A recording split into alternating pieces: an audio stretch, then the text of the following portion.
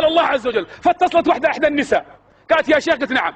قالت أنت تكلمت عن الرب عز وجل، أنا تقول مبتلات بمرض، تزوجت، تقول تزوجت زوجي قبل 3 سنوات، وبعد الزواج ب3 أشهر تعبت ومرضت، فلما ذهبت للمستشفى أخذوا التحليل مني ومن زوجي، وجد أن زوجي سافر إلى خارج المملكة وأتى بمرض ونقله إلي بعد الزواج.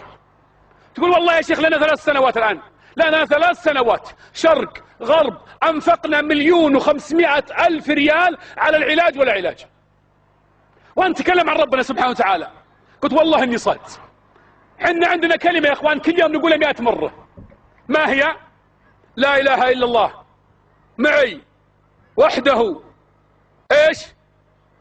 لا شريك له، له الملك وله الحمد وهو إيش؟ صح؟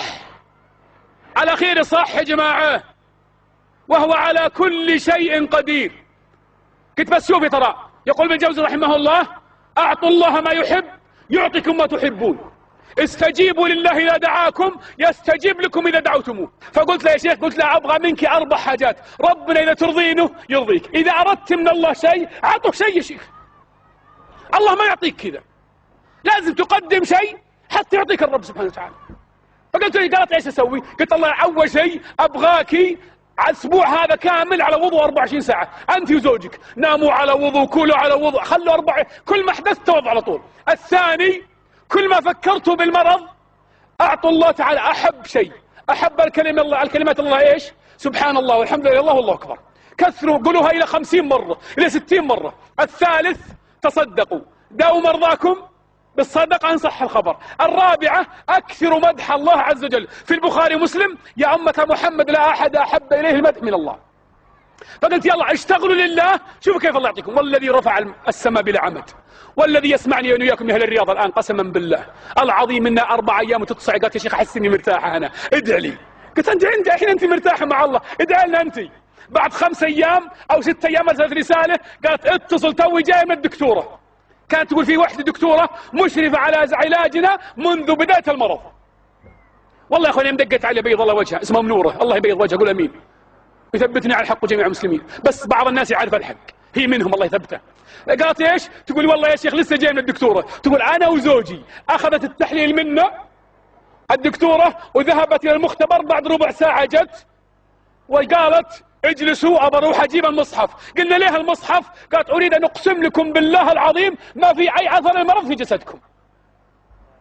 5 أيام بس ب4 كلمات مع الرب سبحانه وتعالى. شوف الكرم، لا اله الا، حدث عن كرم رب العالمين ولا حرج، حدث عن قدرته ولا حرج، بس كيف يعطى الانسان. واحد تكلم هالايام يا اخوان، امراه قبل تقريبا 1.5 شهر تقول يا شيخ انا تزوجت قبل 6 شهور، تقول بعد الزواج تقول كان لي علاقه مع شاب قبل الزواج، كنا نطلع احنا وياه الصور، تقول ما حصل الشيء اللي انتم اسمه متخابرين انتم ان شاء الله، اللي يعني مفهوم ذاك، لكن تقول معه لي صور. تقول بعد الزواج الان اتصل عليه اقول له عطني الصور، يقول لا خليهم ذكريات، ودي يعطيني اياهم رفض. قلت له تبين الله تبين الرجال يعطيك الصور؟ قالت ايه. قلت ابى اطلب من الصلاه، قالت وشو؟ قلت لا تكلمينه ولا تتصلين فيه، ابغى الكلام والاتصال خليه مع رب العالمين. ابغى واعطيها ال4 ذولي قلت لكم قبل شوي، واعطيها قلت اشتغلي بهن احذري تدمع عينك تسمع المكالمه معه، احذري ترجينه بقلبك، خلي رجاءك ودموعك وبكاءك وخشيتك لرب العالمين سبحانه وتعالى. والله العظيم يا اخوان بعد 4 أيام 3 أيام استغفر الله تكلم علي ابو عمر، قلت سم، قالت يا شيخ اخربت، قلت وراه، قال تكلم علي، قال الحين ما اعطيت الصوره لما تطلعين، نبي ناخذ راحتنا.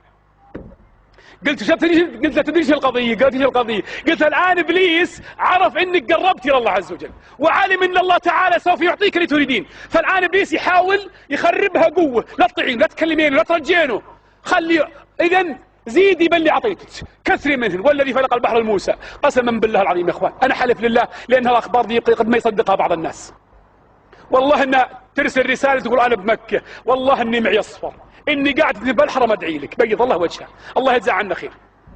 يا اخوان من يعرف الله